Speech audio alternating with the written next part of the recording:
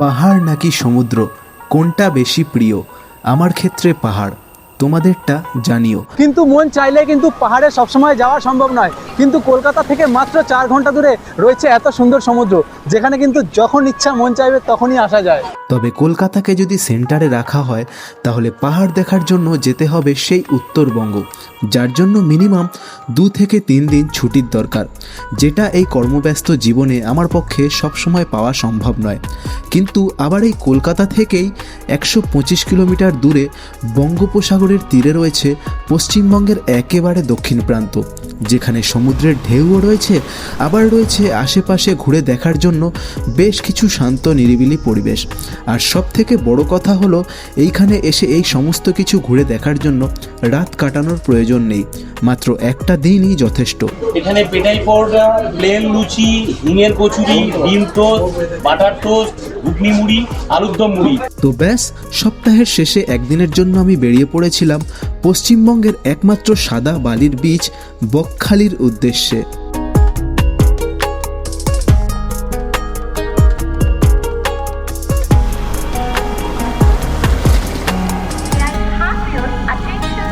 তো যেমনটা তোমরা জানো, ট্রেনে করে বকখালি যেতে গেলে সবার আগে যেতে হয় শিয়ালদার সাউথ সেকশনের নামখানা স্টেশনে। আমি বারুইপুর থেকে শিয়ালদা থেকে আসা ভোর 5টা করে নামখানা লোকাল ধরে রওনা হয়েছিলাম নামখানার পথে। আর হ্যাঁ, এই ট্রেনটা তোমরা হোয়ার ইজ মাই ট্রেন অ্যাপ্লিকেশানে পাবে না। ওখানে এই ট্রেনটা লক্ষ্মীকান্তপুর পর্যন্তই শো করে। তবে লক্ষ্মীকান্তপুরে মিনিট 10 একটা ছোট্ট হল্ট দিয়ে যখন আমাদের ট্রেন নামখানা পৌঁছয়, তখন ঘড়ির কাঁটা সবেমাত্র 8টা পার করেছে।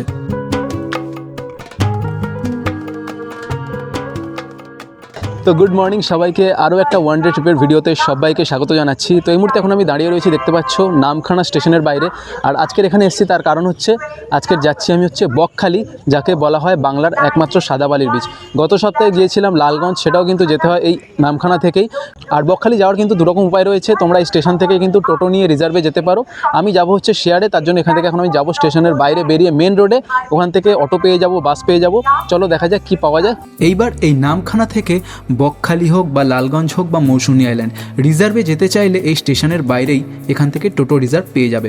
আর শেয়ারে যেতে চাইলে মিনিট 5 হেঁটে চলে এসো মেন রোডে। আমি মেন রোডে এসে একটা অটোতে উঠে পড়লাম। নামখানা থেকে বকখালির দূরত্ব ওই প্রায় 28 কিলোমিটার মতো, যেটা যেতে অটোতে প্রায় মিনিট 35 সময় লাগবে। এইবার আমার যেমনটা অভ্যেস, কোথাও ঘুরতে গেলে অটো চালক বা টোটো চালকদের সাথে গল্প না করে আমি থাকতেই পারি না। তাই আমাদের অটো ড্রাইভারের সাথে একটুখানি কথা বলতেই ওনার জীবনের সম্বন্ধে বেশ কিছু গল্প জানতে পারলাম, যেটা শুনে যেমন আমি একদিকে অবাক হলাম, আবার সাথে ওনার জন্য প্রাউড ফিলও হলো। ভাবা যায় যাদবপুর ইউনিভার্সিটি থেকে ইংলিশ অনার্স নিয়ে মাস্টার্স করা একজন মানুষ, যে অনেক চেষ্টা করেও চাকরি বাকরি কিছুই পাননি, তারপর অবশেষে বেছে নিয়েছেন এই অটো চালানোর রাস্তা।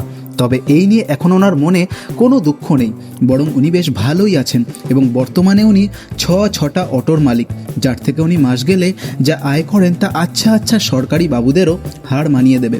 তবে ওনার দুটো কথা শুনে আমার একটু মনটা খারাপ হয়ে গেল, যে আজও পর্যন্ত ওনার বিয়ে হয়নি। অটো চালায় বলে কেউ নাকি ওনার হাতে মেয়ে দিতে চায় না। আর আরেকটা কথা, যে উনি এই অটো চালিয়ে একটা ভালো অঙ্কের টাকা কামিয়ে ভবিষ্যতের জন্য শুধু জমিয়েই যাচ্ছেন। আজকের দিনে একটু সময় বাঁচিয়ে দুনিয়া দেখা ওনার আর হয়ে ওঠে না। আমার মনে হয় এই বয়সটা থাকতে থাকতে ওনার একটু ঘুরে ফিরে নেওয়া উচিত। ভবিষ্যতের টাকা থাকবে, কিন্তু শখ মেটানোর জন্য এই বয়সটা আর থাকবে না। যাই হোক, অনেক কিছুই বলে ফেললাম। আমরা বকখালি প্রায় চলেই এসেছি। ওই যে রাস্তার পাশে হোটেলগুলো দেখতে পাচ্ছ, এইখান থেকে সমুদ্র খুব বেশি হলে 500 মিটার হবে। তবে আমি কিন্তু আজকের কোনো হোটেলে থাকবো না। তো চলে এলাম বকখালিতে, এখন বাজে হচ্ছে পুরো 9টা। এই হচ্ছে দেখতে পাচ্ছ আমার পিছনে টোটো স্ট্যান্ড এখানেই নামালো। আর এই সামনেই রয়েছে দেখতে পাচ্ছ বাস স্ট্যান্ড। আর এইখান থেকে এবার সবার আগে কিছু খাবো, ব্রেকফাস্ট করবো, খিদে পাচ্ছে। খেয়ে নিই। এখান থেকে কিন্তু বিচ বেশি দূর নয়, অল্প একটু হাঁটা পথ। তো এই আমার পিছনে দেখতে পাচ্ছ, এখানে তো এরকম অনেক দোকান রয়েছে। আমরা একটা দোকানে ঢুকছি, এই দোকান থেকে চলো খেয়ে নেওয়া যাক। কী আছে এখানে পেটাই পরোটা, প্লেন লুচি, হিঙের কচুরি, ডিম টোস্ট, বাটার টোস্ট, ঘুগনি মুড়ি, আলুর দম মুড়ি, গরম গরম জিলিপি। আমাদের এখানে 3 রকম সবজির আইটেম, ছোলার ডাল, ঘুগনি, আলুর দম।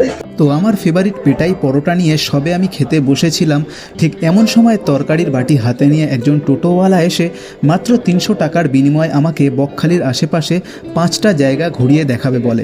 এইবার এখানে আসার আগে আমি যেটুকু জেনে এসেছিলাম যে বকখালিতে সাইট সিন করতে প্রতি জায়গা পিছু 100 টাকা ভাড়া নেয়, অর্থাৎ 5টা জায়গা মানে 500 টাকা। সেখানে এত কমে ঘোরাবে শুনে আমি ওনার সাথে একটু ভালোভাবে এই বিষয়ে কথা বলে রাজি হয়ে যাই।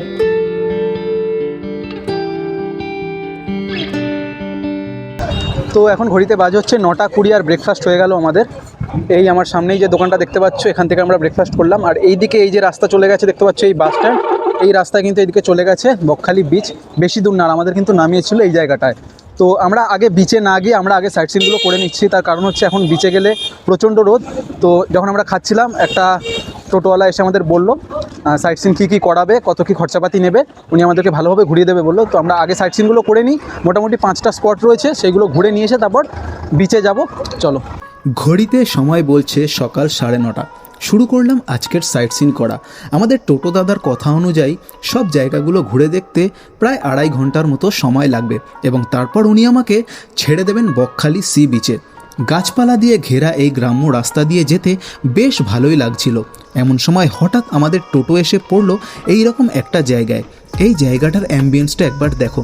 আমি একটু চুপ করছি, তোমরা এখানকার র সাউন্ডটা শোনো। আর হ্যাঁ, এটা কিন্তু কোনো এডিট করা সাউন্ড নয়। যাই হোক, মিনিট 7 পর টোটো পার করলো আজকের আমাদের প্রথম স্পট হেনরি আইল্যান্ডের গেট, যেখানে যাওয়ার জন্য মাথা পিছু 10 টাকা এবং টোটোর জন্য 10 টাকার টিকিট কাটতে হয়। আমি বকখালি আসার আগে শুনেছিলাম হেনরি আইল্যান্ড নাকি এইখানকার সবচেয়ে সুন্দর ট্যুরিস্ট স্পট, আর সেই কথাটা কতটা সঠিক সেটা এখন থেকেই বুঝতে পারছি।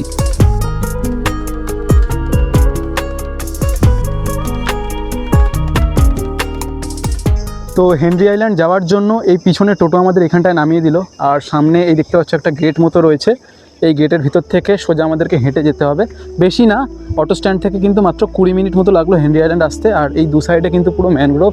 আজ থেকে 2 বছর আগে আমি নিজের বাইক নিয়ে বকখালিতে বেড়াতে এসেছিলাম, কিন্তু সেই সময় কোনো কারণে হেনরি আইল্যান্ডের গেট বন্ধ থাকায় ভিতরে ঢুকতে পারিনি। কিন্তু আজকের এইখানে এসে এই ম্যানগ্রোভের মধ্যে দিয়ে হাঁটতে বেশ ভালোই লাগছিল। সামনে আরও খানিকটা এগিয়ে যেতেই একটা জায়গায় এসে দুধারের গাছপালাগুলো মাথার উপর জুড়ে গিয়ে একদম ছায়া করে দিল, যেটা পার হতেই সামনে সমুদ্র চোখে পড়ল। তো আমি যেখানটা দাঁড়িয়ে রয়েছি এইখান থেকে সামনে সমুদ্র 50 মিটার মতো হবে, কিন্তু সামনে কিন্তু কেউ যাচ্ছে না। দেখো সামনে কিন্তু কেউ নেই, একদম কিন্তু পুরী দীঘার মতো সেই রকম খুব গর্জন নেই। আবার আমি গত সপ্তাহে লালগঞ্জে ছিলাম, লালগঞ্জের সমুদ্র যেমন একদম শান্ত নিরিবিলি, সেরকম ঢেউ নেই। আর সবথেকে ভালো লাগছে এই হেনরি আইল্যান্ডের এই জায়গাটা, মানে তোমরা যদি বিকেলবেলা এসো তখন কিন্তু একটুখানি রোদের তেজটা কম থাকবে, তোমরা কিন্তু এখানটায় বেশ খানিকটা সময় কাটতে পারবে, ঘুরে ফিরে ভালো লাগবে। শুধু বিচ ছাড়াও কিন্তু এখানটায় আশেপাশে জায়গাগুলো যেমন গাছপালা, বড় বড় গাছের গুঁড়ি বা ভাঙা এখানে কিছু স্ট্রাকচার পড়ে রয়েছে, বেশ সুন্দর লাগছে কিন্তু জায়গাটা। কোনো একটা অলস বিকেল কাটানোর জন্য জায়গাটা বেশ সুন্দর। যাই হোক, হেনরি আইল্যান্ড ঘুরে নিয়ে ফিরে এলাম টোটোতে। এইবার আমাদের পরবর্তী গন্তব্য বেনফিশ মৎস্য বন্দর।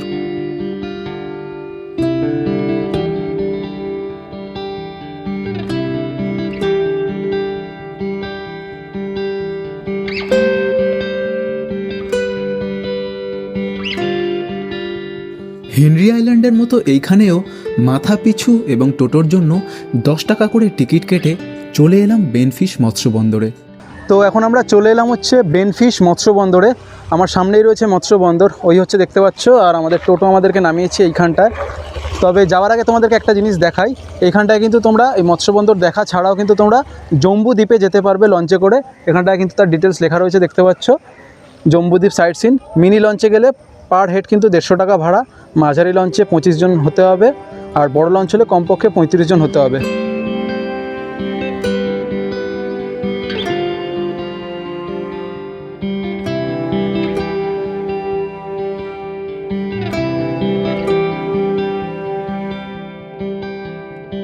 কাকু কি কি মাছ আছে এখানে? এখন মাছ উঠে না, এখন ফিশিং করে না। আচ্ছা, কোন সময় হয়? টাইম হয় না, আষাঢ়ের 2 তারিখ। আষাঢ়ের 2 তারিখ। এই যা বোটগুলো এখানে আছে সব এই মানে মাছের জন্যই? মাছ মাছের জন্য মাছ ধরতে যাবে, টাইম তার আচ্ছা আষাঢ়ের আচ্ছা আচ্ছা 1 তারিখ। মানে বর্ষার সময় মেনলি আর কি এইখানটায় যে মাছ আসে, এই মাছ এখান থেকে পুরো মানে পাইকারি রেটে চলে যায়, ডায়মন্ডে ডায়মন্ডের আড়তে যায়, তাই তো?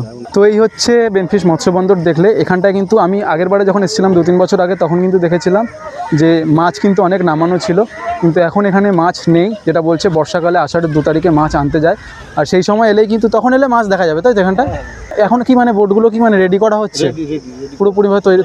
তো একদিনের কাজ নয় তো, অনেক দিন টাইম লাগে রেডি হতে মোটামুটি। আর এই হচ্ছে ডিজেলের ব্যারেল, দেখতে পাচ্ছ, ডিজেলে চলে এইগুলো। আর ওই দিকে হচ্ছে যে সাদা বোটগুলো দেখতে পাচ্ছ, ওই সাদা বোটগুলো ওইগুলোই কিন্তু হচ্ছে ট্যুরিস্ট বোট, মানে জম্বুদ্বীপে নিয়ে যায় যে বললাম, মিনি লঞ্চ, মাঝারি লঞ্চ যেগুলো রয়েছে ওই সাইডে রয়েছে। বেনফিশ মৎস্যবন্দর দেখে নিয়ে বেরিয়ে পড়লাম পরবর্তী গন্তব্য কার্গিল সি বিচের উদ্দেশ্যে, যার দূরত্ব এই বেনফিশ থেকে অল্প একটুখানি, তাই মাত্র 10 মিনিটের মধ্যেই পৌঁছে গেলাম কার্গিল সি বিচে।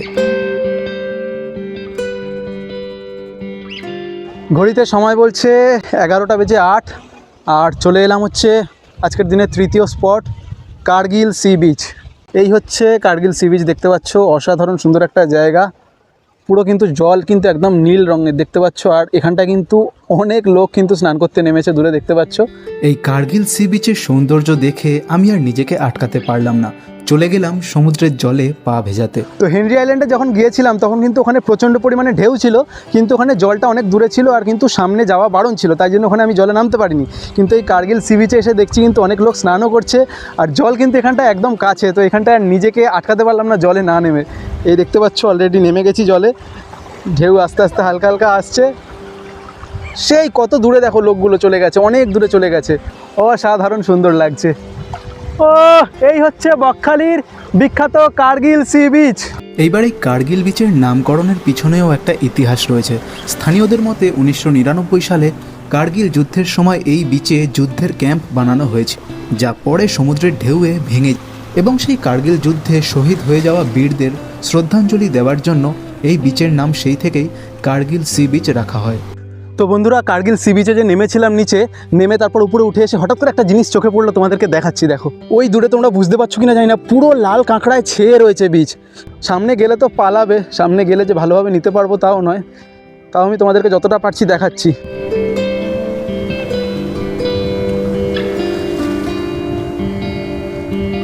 এত লাল কাঁকড়া আমি একসাথে এর আগে কোনোদিন দেখিনি।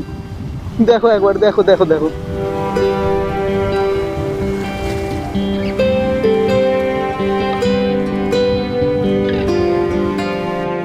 ঘড়ি বলছে সময় এখন 11টা বেজে 45।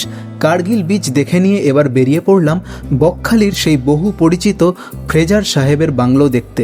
যাওয়ার পথে টোটো থেকেই চোখে পড়ল ফ্রেজারগঞ্জের সেই উইন্ড টারবাইন, যেটা সম্ভবত গোটা দক্ষিণ 24 পরগনাতে এই বকখালি এবং গঙ্গাসাগর এলেই দেখতে পাওয়া যায়। বকখালির এই ফ্রেজারগঞ্জেই 2001 সালে চালু হয়েছিল পশ্চিমবঙ্গের প্রথম উইন্ড ফার্ম, যা সঠিকভাবে রক্ষণাবেক্ষণের অভাবে এখন হয়তো অচল হয়ে পড়ে রয়েছে। তো এখন চলে এলাম হচ্ছে ফ্রেজারগঞ্জে। এই আমার পিছনে দেখতে পাচ্ছ টোটো দাঁড়িয়ে রয়েছে, এখানে সব টোটো দাঁড়ায়, আর এখানে কিন্তু খুব সুন্দর একটা মন্দির রয়েছে দেখতে পাচ্ছ। আর তোমরা ফ্রেজারগঞ্জে যারা এসছো তোমরা জানবে, এখানটা কিন্তু পুরোনো দিনের সেই ফ্রেজার সাহেবের ভাঙাচোরা বাংলো রয়েছে এখনও, আর এই হচ্ছে সেই বাংলোর এখন বর্তমান অবস্থা।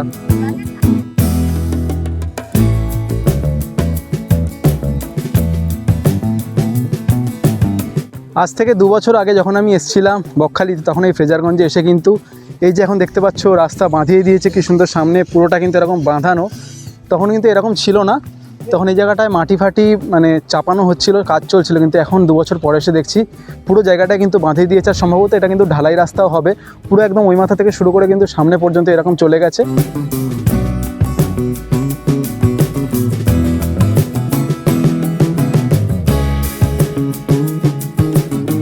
ঘড়িতে সময় হয়ে গেছে বেলা 12টা বেজে 10। মোট 4টে জায়গা বেশ ভালোভাবেই ঘুরে দেখে নিয়ে এখন আমি চলে যাচ্ছি বকখালি বিচে। এছাড়াও এখানে রয়েছে একটা ইকো পার্ক, যেটা সাইট সিনের মধ্যেই পড়ে, তবে এখন কিছুদিন ধরে ওটা বন্ধ থাকায় আমি আর ওইখানে গেলাম না, সোজা চলে এলাম বকখালি বিচে। তো এখন ঘড়িতে বাজে হচ্ছে 12:15 আর চলে এলাম বকখালি সি বিচের কাছে। 4টে জায়গা ঘুরে দেখতে আমাদের মোটামুটি প্রায় 3 ঘন্টার কাছাকাছি সময় লাগলো। 9:25 আমরা ব্রেকফাস্ট করে নিয়ে বেরিয়েছিলাম। আর এই যে কাকু দেখতে পাচ্ছ, এনার সাথে কিন্তু আমি ঘুরলাম এই বকখালিতে 4টে স্পট। আর কাকুকে এখন জিজ্ঞেস করে নেবো যে কত কি রেট চলছে এখানটায়। রেট হচ্ছে আমাদের এখন যেমন ধরুন এখন 400 টাকা করে চলছে, আমাদের 500 টাকা নিম্নত 500 আমাদের গড় সিজন কেন সিজনে করা হয়, কোনো কারণে আমাদের রেট ভাঙাভাঙি আমাদের টোটোর মধ্যে একটু কেউ কিছু করেছে, করার জন্য রেট ভেঙে যে যেমন পাচ্ছে সেরকম নিয়ে যাচ্ছে। মানে যেটা বুঝলাম, নর্মালি বকখালিতে সাইট সিন প্রতি জায়গা পিছু 100 টাকা, সেই হিসেবে 5টা জায়গা ঘুরলে 500 টাকা। তবে বর্তমানে টোটো ইউনিয়নে কিছু সমস্যা হওয়ার ফলে ভাড়াটা কিছুটা কম নেওয়া হচ্ছে। যাই হোক, অবশেষে বকখালিতে এসে পৌঁছালাম। চলো এবার দেখে নেওয়া যাক বর্তমানে বকখালি কি অবস্থায় রয়েছে। স্যাডলি মেন বকখালির এই বোর্ডটারই অবস্থা খারাপ, অর্ধেক লেখাই নষ্ট হয়ে গেছে। যাই হোক, আমি আজকে যেই বকখালি এলাম, আসার আগে আমি গত কয়েকদিন ধরে গুগলে ইউটিউবে একটুখানি দেখছিলাম। তো তোমরা যারা বকখালিতে এসছো তোমরা জানো যে বকখালির বিচ কিন্তু অনেকটা দূরে থাকে সমুদ্র, তার আগে কিন্তু একটা জলের পোর্শন পার হয়ে যেতে, আর এটাই হচ্ছে সেই জলের এখন খাল মতো বলতে পারো, সেইটার উপর দিয়ে কিন্তু এখন পার হয়ে যাচ্ছি। তবে এখন কিন্তু জল বেশি নেই এটাতেও, এটা পার হয়ে কিন্তু আমাদের যেতে হবে ওই সমুদ্রে। চলো।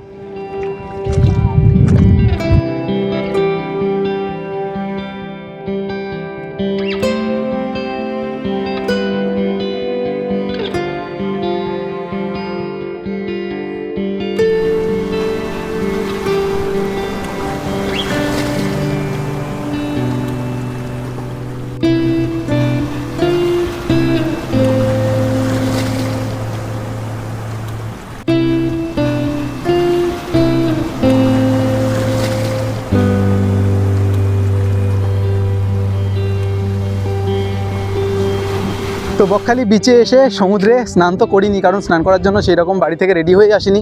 আর হোটেলেও যেহেতু উঠছি না, শুধুমাত্র জাস্ট একদিনের জন্য একবেলার জন্য ঘুরতেই এসেছি। তো মোটামুটি সমুদ্রে একটুখানি পা ভিজিয়ে কিছুটা সময় কাটিয়ে মোটামুটি এনজয় করে নিলাম। এখন ঘড়িতে বাজে হচ্ছে 1টা। এখন আবার ফিরে যাচ্ছি, গিয়ে দুপুরের খাওয়া দাওয়াটা কিছু করে নিয়ে তারপর এখান থেকে বেরিয়ে যাব। কত করে ডাব? 70, 80, 100। বাবা, 70, 80, 100 কি দাম বলছো গো? তো ঘড়িতে এখন টাইম হচ্ছে পুরো দুপুর 2টো, আর লাঞ্চ করা হয়ে গেল। আর এখন আমরা চলে যাব বাস স্ট্যান্ডের দিকে, গিয়ে বাস হোক বা অটো হোক যাই পাই না কেন সোজা নামখানা স্টেশন যাব। কিন্তু তার আগে তোমাদেরকে একটা জিনিস দেখিয়ে রাখি। তো ওইদিকে হচ্ছে বিচের দিক থেকে আমরা এই এলাম। আর তোমরা যদি আসো এই জায়গাটায় কিন্তু দেখতে পাচ্ছ এসে ওয়াশরুম রয়েছে, ওয়াশরুম কিন্তু ইউজ করাও যাবে।